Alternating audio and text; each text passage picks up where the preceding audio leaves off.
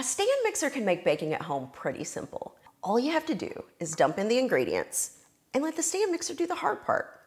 Plenty of companies make stand mixers, but there's one brand that stands out above the rest.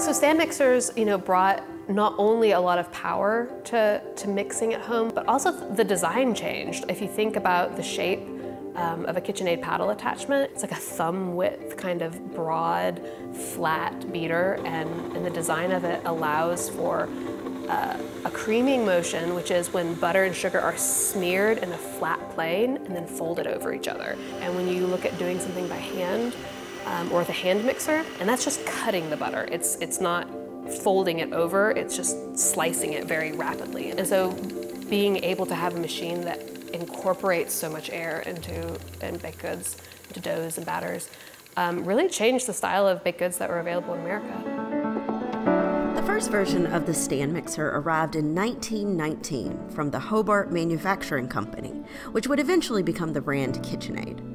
We talked to Megan Elias, a historian and the director of Boston University's gastronomy program, about the new machines that arrived in the kitchen during this time. It comes along really with electrification. When you start to see electricity in ordinary people's homes, which is really the 1920s. And when you have electricity, you can have appliances. So mixers, first of course, are in like professional kitchens. They had them.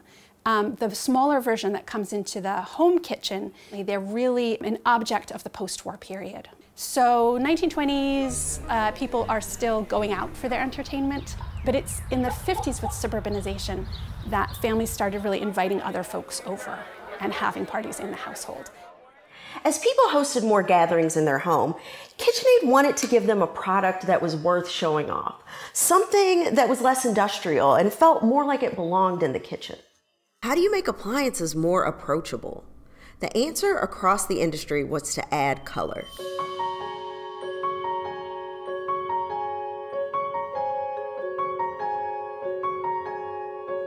We've always tried to be on the leading edge of color. So we went from having just a handful of colors maybe 15, 20 years ago to now we have over 90 different colors. The ability to personalize the stand mixer added to KitchenAid's appeal. One of the early projects I was involved in as an engineer was launching several new colors. I remember our customer service manager that was in-house come to me and was asking for some samples of the new colors and stuff, and I wasn't sure exactly why, and they actually knew of a customer that was constantly calling in and asking about new colors because this person actually collected them. In fact, some people designed their entire kitchen around their mixer's paint job. There's just something really, powerful about the allure of that kind of customization, and that you can have, these bright and alluring colors for yourself. As I mentioned earlier, I got one in like a burgundy red and painted my kitchen to match. It does seem to be a way that you make a statement about what kind of kitchen you have, right? Is it a kind of throwback retro kitchen and you have a pink mixer or like pale green one? Or are you being like a modern, slightly masculine kitchen with a black mixer or a steel mixer? Machinery in the kitchen expanded what desserts you could make at home. Before this, people ate more pies, they ate more puddings. There were lots and lots of different kinds of desserts that you don't see anymore. But the stand mixer makes specifically layer cakes much easier to do, and so that becomes the standard of, wow, you really did something. We invited professional baker and editor Stella Parks to show us how stand mixers make angel food cake possible. What's really cool about my method is with most angel food cakes, you start whipping the meringue and then you're like really careful, like add a little bit of sugar, add a little bit of sugar, add a little bit of sugar. But the thing is that method is based on 19th century technique when people just had like a Dover hand beater, hand crank situation. But with a mixer as powerful as a KitchenAid, you can literally just put all the sugar and egg whites in there and then just whip it up. Okay. So the goal of this kind of meringue is a really runny meringue. You don't want it to be anything that is stiff by any means, but you do want it to have enough structure that it begins to like mound up on itself in the bowl, and that's how you know it's ready. this particular technique is based on the availability of a stand mixer, and it's not something you can do without one. It's not something you can do with a hand mixer. So it's definitely a recipe that's tailored to the power and design of a modern stand mixer.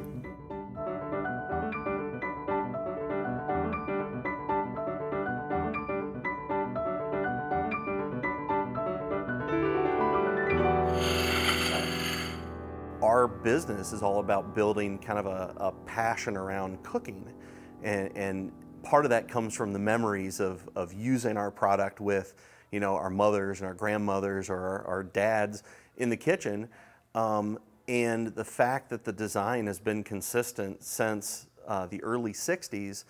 The product still looks like what we would have remembered with our parents in the kitchen. In a factory in Greenville, Ohio, about 1,200 people paint, inspect, and assemble KitchenAid stand mixers. Much of this work is done by hand. You find that perfect mix of quality and design that kind of touches that nerve with people. The first thing that comes into mind is like what Coke went through with New Coke. They had a product and they had a design, they had something that worked, and then they changed it. You know, we really haven't. It worked really well in the 60s, it works really well now. Our product looks just as good in the kitchen now as it did 50, 60 years ago. Each stand mixer has a history. Take this yellow model. It's almost 50 years old and it's still making cookies. These things last for so long, people get attached.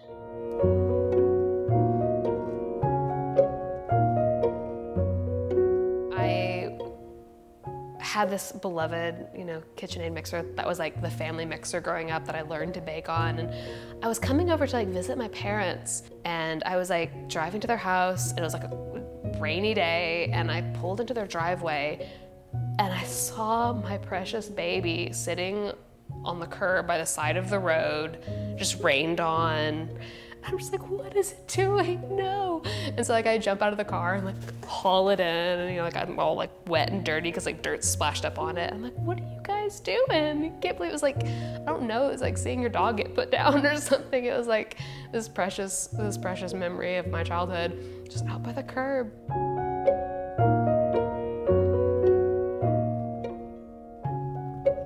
So I took it back up to their house, and you know, honestly at that point, it really did need to be sent off to the farm, but I just couldn't bear to be aware of that transition. It's in a better place. I need to not think about it.